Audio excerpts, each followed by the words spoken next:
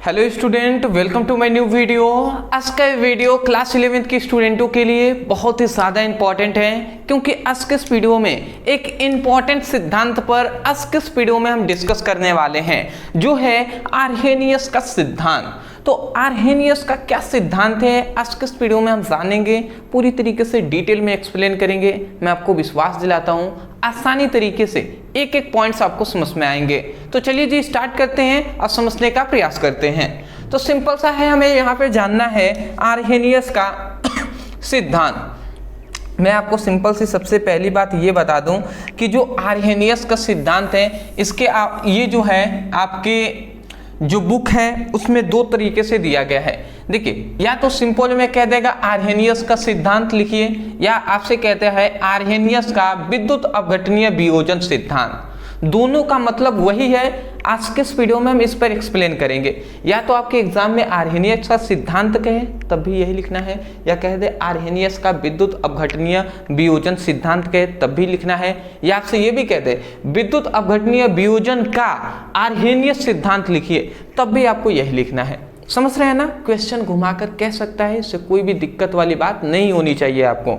चलिए जी, चलिए एक एक करके हम पॉइंट समझते हैं। सबसे पहली बात, आर्हेनियस नामक जो वैज्ञानिक है, इन्होंने इस सिद्धांत में हमें क्या बातें बताई गई उसको हम समझेंगे। यहाँ पे सब लिखा गया है, एक एक करके समझते हैं। सबसे पहले इस सिद्धांत के अनुसार, अब इस सिद्धांत में हमें कौन कौन सी बातें बताई गई उसको आपको लिखना है। सबसे पहले हमें बात बताई गई कि विद्युत अपघट्य, जो विद्युत अपघट्य होता है, जल में घुलकर आवेशित कणों में टूट जाते हैं और इन आवेशित कणों को आयन कहते हैं, और इस घटना को आयनन या विद्युत अपघटनीय वियोजन कहते हैं। अच्छा, इसका मतलब आपने समझा? नहीं समझा तो चलिए हम समझाते हैं आपको भैया। देखिए, सबसे पहले यहाँ पे क्या गया कि विद्युत अपघट्य जल में घुलकर आवेशित कणों में टूट जाते हैं। अब विद्युत अपघट्य क्या होता है, बहुत सारे स्टूडेंट हो सकते हैं जिनको नहीं पता होगा, तो मैं आपको बता दूं। विद्युत अपघट्य का मतलब सिंपल में वही होता है कि ऐसा कोई भी पदार्थ जो जल में घुलकर आयनों में टूट जाए तो वो विद्युत अपघट्य ही है। जैसे कि हमारा हो जाएगा NaCl, ठीक है ना? तो NaCl को यदि हम जल में घोलते हैं ना, तो ये क्या होते हैं Na+ और Cl- में टूट जाएगा। तो ये एक हमें एग्जाम्पल बताएं कि ये NaCl क्या है, एक विद्युत अपघट्य है, जिसको हमने जैसे ही इसको हमने क्या किया, जल में H2O में जल में घोला तो Na+ में और Cl- में टूट गया है। तो वही बात कहा जा रहा है कि विद्युत अपघट्य जल में घुलकर आवेशित कणों में टूट जाते हैं। आवेशित कण है कि नहीं, Na पर प्लस आवेश है और Cl पर माइनस है, तो वही बात कहा गया विद्युत अपघट्य जल में घुलकर आवेशित कणों में टूट जाते हैं, ठीक है। और इन आवेशित कणों को आयन कहते हैं। और ये जो आवेशित कण दिखाई दे रहे हैं Na+ Cl-, इन आवेशित कणों को हम क्या कहते हैं, आयन कहते हैं, आयन, ठीक है ना। इन आवेशित कणों को आयन कहते हैं, और कह रहा है इस घटना को आयनन कहते हैं। और ये जो संपूर्ण घटना हुई है, इस घटना को आयनन आयनन कहते हैं, या इसे ही विद्युत अपघटनीय वियोजन कहते हैं। तो ये बात आपको पता चल गई, इतनी बात समझ गए, सिंपल सी बात है, यही बात बताया गया।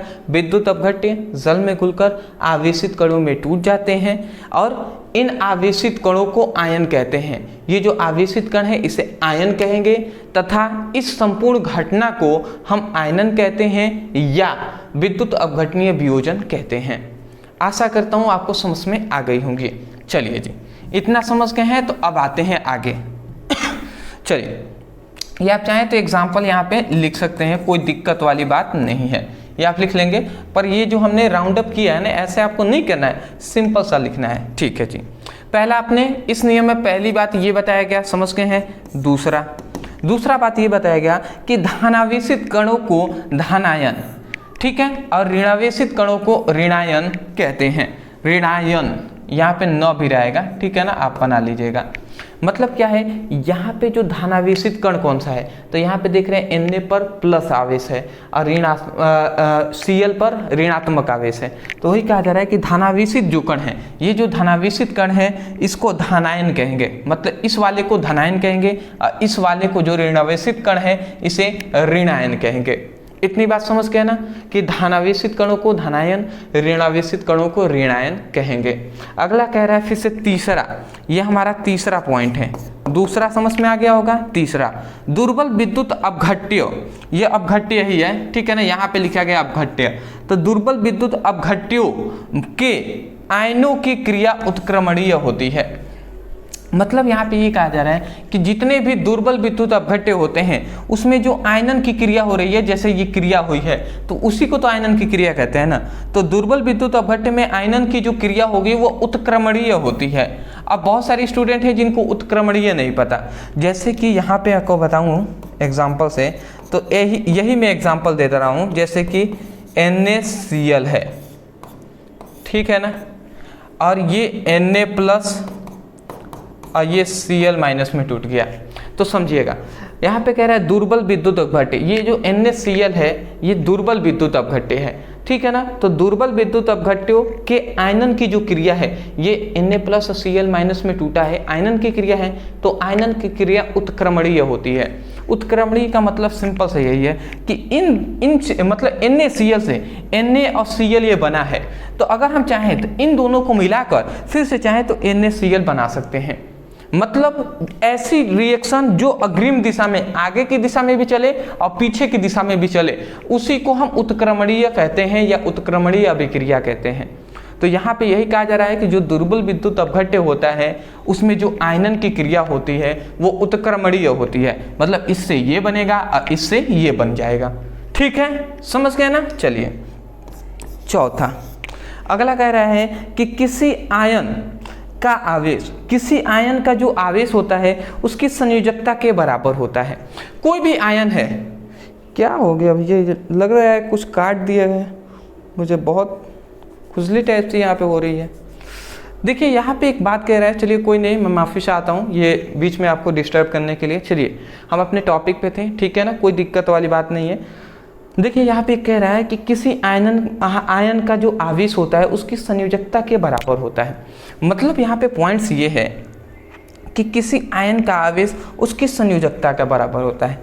जैसे समझिएगा, जैसे Na, ठीक है, Na पर प्लस आवेश होता है, Na पर प्लस आवेश है, ठीक है ना, ठीक है। जैसे मैं यहाँ पे बताते रहा हूँ, साइड में बताऊँ मैं यहाँ पे, जैसे इसके लिए थोड़ा सा जगह चाहिए, ठीक है, याद रखेंगे, इसी का हम एग्जांपल बता रहे हैं। जैसे कि Na+ होता है Mg, अरे भैया ये क्या हो गया, Mg पर डबल प्लस होता है, ठीक है, Al पर 3+ होता है, ठीक है। अब बात को यहाँ पे समझने वाली बात क्या है कि देखिए ये इतनी बात हम जान गए हैं कि Na पर प्लस होता है, तो जैसे यहाँ पे प्लस है, Mg पर डबल प्लस होता है, Al पर 3+ होता है। तो यहाँ पे कह रहा है कि किसी आयनन पर आवेश, किसी आयन पर आवेश, ठीक है। तो ये देखिए ये एक आयन ही है, ये भी एक आयन है, ये भी एक आयन है। तो इस पर जो आवेश है, इस पर 1+ आवेश है, इस पर 2 आवेश है, इस पर 3 आवेश है कि नहीं है। प्लस का मतलब क्या है, 1 आवेश, 2+ है, 2 आवेश है, इस पर 3 आवेश है। तो वही कहा जा रहा है किसी आयन का जो आवेश होता है उसकी संयोजकता के बराबर होता है। जैसे कि इसका यदि हम आवेश पर बात करें, सोडियम के आवेश पर बात करें, ठीक है, तो इसका क्या है, इसका 1 है, इसका हम देख रहे हैं 2 है, और इसका हम देख रहे हैं 3 है, यही ना है जी, ठीक है। आवेश सोडियम का 1 है, मैग्नीशियम का 2, एल्युमिनियम का 3 है। तो ये आयन है, ठीक है ना, आयनों पर आवेश है। तो किसी आयन का जो आवेश होता है वो उसकी संयोजकता के बराबर होता है, इनका ये मानना था।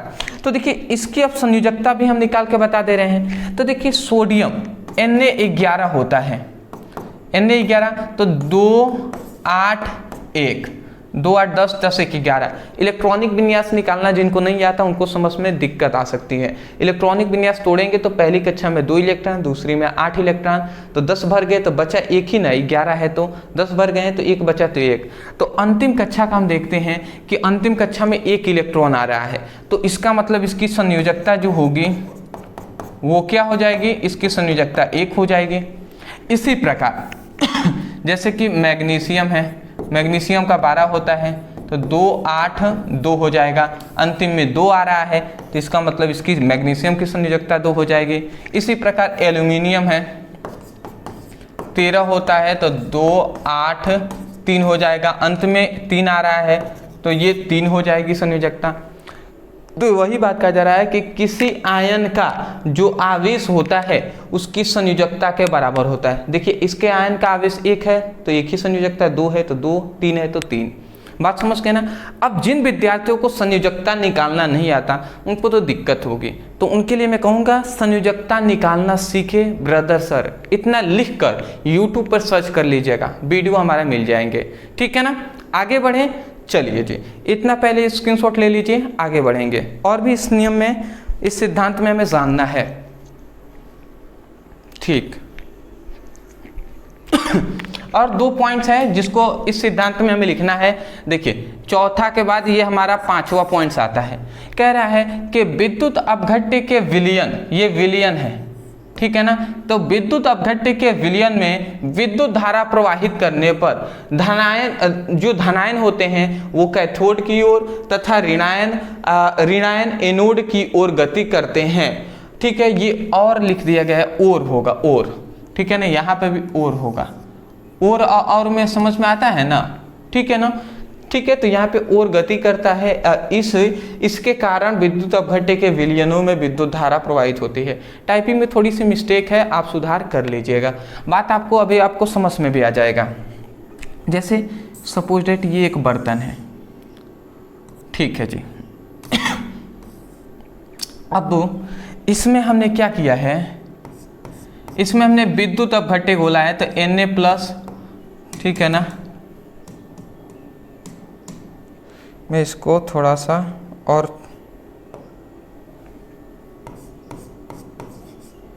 Na+ और Cl-।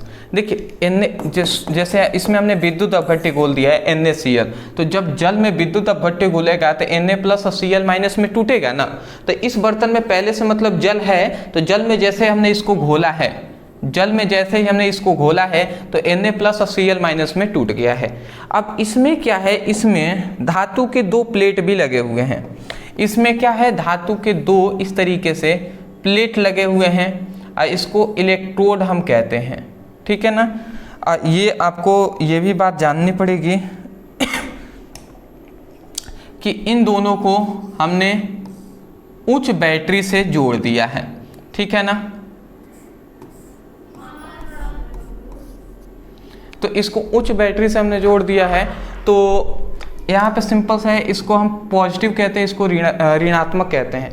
तो अब यहाँ पे समझने वाली क्या है कि ये जो धनात्मक है ये इसकी ओर आकर्षित होगा, ऋणावेशित जो कण है ये इस प्लेट की ओर आकर्षित होगा। जैसे कि ये इस प्लेट को हम क्या कहते हैं, एनोड कहते हैं। जो धनात्मक प्लेट होता है, बड़ा वाला डंडा धनात्मक होता है, तो ये धनात्मक प्लेट है तो इसे एनोड कहेंगे। और ये क्या है, ये इसको हम कैथोड कहेंगे, क्योंकि आप जानते हैं छोटा वाला जो डंडा होता है वो ऋणात्मक होता है, तो इसलिए इसको हम कैथोड कहते हैं। तो हम सिंपल सी बात यहाँ पे कहा गया कि विद्युत अपघट्य के विलयन में विद्युत धारा प्रवाहित करने पर, जैसे ये विद्युत अपघट्य का विलयन है, इस बैटरी की सहायता से हम विद्युत धारा प्रवाहित कर रहे हैं, तो विद्युत धारा प्रवाहित करने पर धनावेशित जो धनायन होते हैं वो कैथोड की ओर तथा ऋणायन एनोड की ओर गति करते हैं। जैसे ये धनात्मक प्लेट है तो इसको धनात्मक प्लेट की ओर ये जो ऋणात्मक जो कण है, जैसे जो Cl है इस पर ऋणात्मक आवेश है ना, तो ये इसकी ओर गति करेगा। और ये वाला जो प्लेट है वो ऋणात्मक है तो धनायन इसकी ओर गति करेगा ना गति। तो वही बात कहा जा रहा है कि जो मतलब विद्युत धारा प्रवाहित करने पर धनायन कैथोड की ओर, देखिए जो धनायन है, ठीक है, ये धनायन है तो कैथोड की ओर गति करेगा, ठीक है। ये थोड़ा सा सिंबल यहाँ पे गलत लगा दिए गए हैं,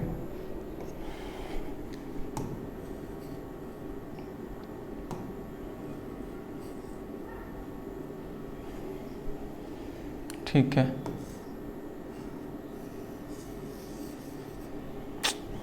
बहुत दिक्कत है भैया।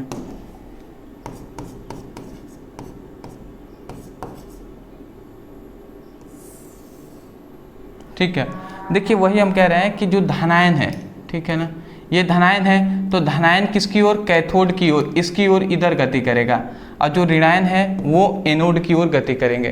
तो वही बात यहाँ पे कह रहा है कि एनोड किसकी ओर गति करता है, ऋणायन जो है वो एनोड की ओर गति करता है, और इसी के कारण विद्युत अपघट्य में के विलयन में विद्युत धारा प्रवाहित होती है। जब ये इसकी ओर, ये इसकी ओर गति करेगा, इसी के कारण इसमें विद्युत धारा प्रवाहित होने लगेगा, ठीक है ना। तो ये सिंपल से है, आप इसको समझ लीजिएगा, समझ में तो आ ही रहा है ना, सिंपल सा है भैया। धनायन है वो ऋणात्मक प्लेट की ओर और ऋणायन है वो धनात्मक प्लेट की ओर गति करेगा, इसके लिए इसमें विद्युत धारा प्रवाहित होगा, वही बात है। अंतिम हमारा जो छठा ये पॉइंट आता है कि विलयनों की चालकता। चालकता का मतलब इसमें कितना धारा प्रवाहित होगा। तो विलयनों की जो चालकता होती है उसमें उपस्थित आयनों की संख्या, इसमें जो उपस्थित ये जो आयन है इसकी संख्या तथा उस पर आवेश, इस पर कितना आवेश है उसकी संख्याओं पर या मात्रा पर निर्भर करता है। मतलब किसी विद्युत अपघट्य के विलयन में कितना हम मतलब धारा प्रवाहित कर सकते हैं, कितना उसमें प्रवाहित होगा, वो दो बातों पर निर्भर करेगा कि इसके आयनों की संख्या कितनी है, ये जो आयन है इस पर कितना आवेश है, 2 आवेश है, 3 आवेश है या 1 आवेश है। तो यही है इस जो आर्हेनियस का जो हमारा ये सिद्धांत है, इसका यही सिद्धांत है। तो मैं आशा करता हूँ कि आसानी तरीके से आपको समझ में आ गए होंगे।